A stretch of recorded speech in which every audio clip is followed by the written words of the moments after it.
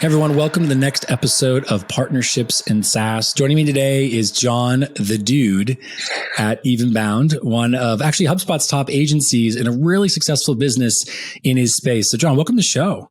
Thanks very much for having me on. Excited to be part of the conversation. Yeah, it's actually my pleasure. You know, I think one of the things that I find most interesting when I talk to folks like you, and actually we talked a little bit obviously before I hit record, as I always do, you talk about obviously the success you've had, and you've had just really tremendous growth over the last, years that you've been in the program and certainly been in business. Before we get into that though, because I do want to talk about this next stage of growth for you, it's really important to think about. I got to ask you, what does partnerships mean to you? Yeah, it's in a business context, it's actually really an interesting question. And I think it's really important to think about it as like a two-way street, right? I mean, to be fair, when we started in the HubSpot partner program, we really started with a like, well, what's in it for us kind of mindset. And it wasn't until we poured into the what is our contribution to this partnership that we really started to hit traction and expand and grow. So I think the most important element to the partnership is an understanding of that two-way street and an understanding that it is a give and a get. And always be mindful of what you can bring to the table, the value that you bring to the table to make the sum of both parts better, right? And I think like from an offering standpoint, and the context that I have is the partner program at HubSpot. So like HubSpot brings the technology to the table, best in class product technology, all of that. And we bring the expertise to the table, and combine together those things. The sum of those two things makes it better than the individual. Yeah, that's actually worth double clicking on, because I think the thing that comes up a lot in a lot of these my conversations and just like my peers in general talk about is the idea of shared value. Yeah. And the idea of, you think about it like almost in terms of a relationship, right? Your shared experiences are what make you and whoever, you decide to be with. Those stories are what make you who you are, right? That time you went to the fair, or that one time you got caught in the rain together, whatever that is. When I think about that in context of partnerships in business, whether it's, HubSpot in our ecosystem, or it's, somebody else to that effect, you're a manufacturing company in the Midwest and you partner with, other builders of products like yours. Like there's just so many different avenues that you can go down, but at its core, the relationship dynamic, I mean, I firmly believe this. So I'm glad you said it. It really needs to echo mutually beneficial outcomes for both you and the organization you partner with that align toward what the customer needs, right? So what you said of like, the technology is great. We excel at service value. We use the technology to deliver that value to our customers. I mean, that to me is obviously symbiotic, but it values up for the customer, and that now you've got great tech, great tools, but great people and great process to actually augment the value that they're getting. That's a really good call out. Yeah, it's in context with that. The part that's kind of interesting from our standpoint is like, you can't have the experience and the expertise to really bring in your side of the value without making a lot of mistakes, right? And so like I'm a big growth, I'm sure we'll talk about at some point, like I'm a big growth mindset guy.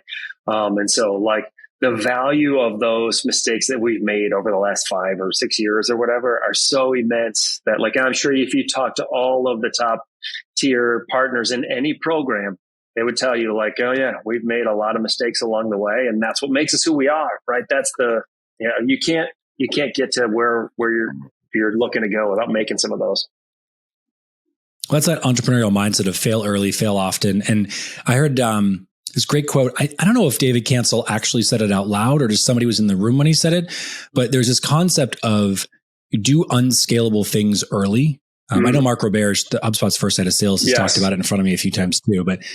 And like when you think about what that means for Everbound, for the business, what are some of the things that you've done in the last, forever, if you will, but the last couple of years, as you mentioned, timeline wise, that were unscalable but yielded a learning experience or a mistake, to your point, like kind of a stumble where you kind of picked it back up and said that was really interesting?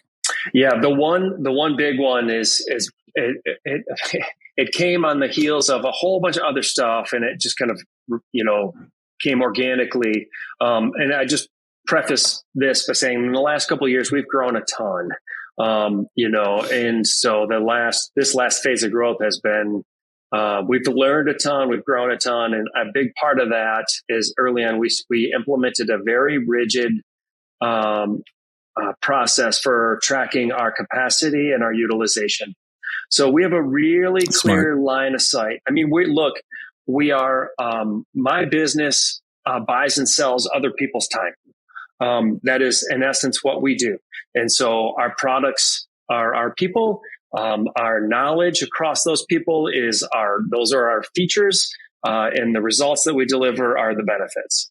And so once you kind of wrap your head around all of that, and you start to say, like, all right, so on the people side of things, how much are we asking them on average to be utilized? How much capacity do they have at 100%? How much of that do we want them to be utilized at? And then why, right? So in most cases, an agency that does some version of what we do is probably going to be like 85%. We want you to be 85% utilized, billable time, all that stuff. A little over about a year and a half ago, we actually said, you know what? We're going to call that way down. We're going to trim that way back. Smart. And the reason is not because we don't want you delivering billable work. The reason is we're going to make space. And what we're going to make space for is to try to set a big, audacious goal of having more certifications than any other agency partner, to really develop our expertise as a team and really lay into that learning modality for across our team. And there's three reasons why we would do that. The first one is it benefits our customers. Anybody that works with us knows that we run a very high level of understanding on our technology and our platform. And so, like, if you're looking to do it, we can get it done, right? That's number one. So it benefits the end user, the ultimately the customer, which is customer of the partnership, right? It also benefits the agency because it helps us differentiate from other agencies, right? When you're looking at, when you're looking at other agencies, you might say, like, oh, well, these guys have, 360 whatever certifications, and they have people that have every single certification and accreditations and all this stuff, right? And that's just a differentiator. It's valuable to us. And then ultimately, it's really valuable to the individual, because they're learning and growing and expanding their knowledge and expertise, which may, lean to it does already in the last 18 months. And we have people that have gone so far just by using, and sorry for the shameless plug, but using the Hubspot Academy and all the fine work that Kevin Dunn and his team do to develop their expertise, right? That lends itself to the individual. So we made space for that. And I think that was a critical part of our growth. I think getting the whole team on board, all that buy-in, all that stuff was a big part of our growth, and it led to a lot of opportunity. Yeah. So as a lever, you're really focused on expertise, deep knowledge set, and it sounds like investing in people to the extent where I actually don't love this expression, but I'm going to use it. The idea of like one step to the side, perhaps, to go 2 steps forward, to sidestep again. Like just that idea of, you hear people say 1 step forward, 2 steps back. I think it's actually a matter of pausing, right? Being intentional with that pause, using the extra time and energy, to your point, in terms of bringing down utilization a little bit. And which, again, for listeners, if you're not familiar with that concept, it's the amount of time, billable hours, that a employee is working on customer facing materials. And so to your point, you're pulling a little bit off the top of that and saying, we're actually going to focus on using more of your time, which is costing you cash, but using more of your time to focus on development of skills that may help you step forward again. So as an owner, you're going to say, all right, well, you reduced your capacity, your utilization, and assuredly that dipped into your profit, right? And ironically, you look at the utilization numbers, and those are weekly, monthly metrics that you look at, right?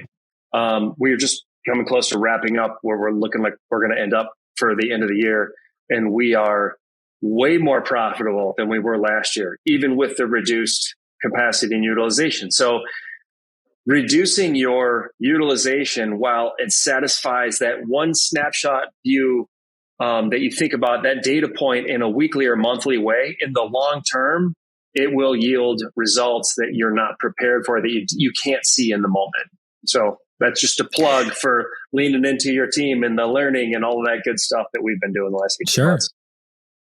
Yeah, sure. And I think part of it, it's And I appreciate Kevin's great. Obviously the materials are incredible. I think the Academy is exceptional, whether you're a partner or customer or otherwise.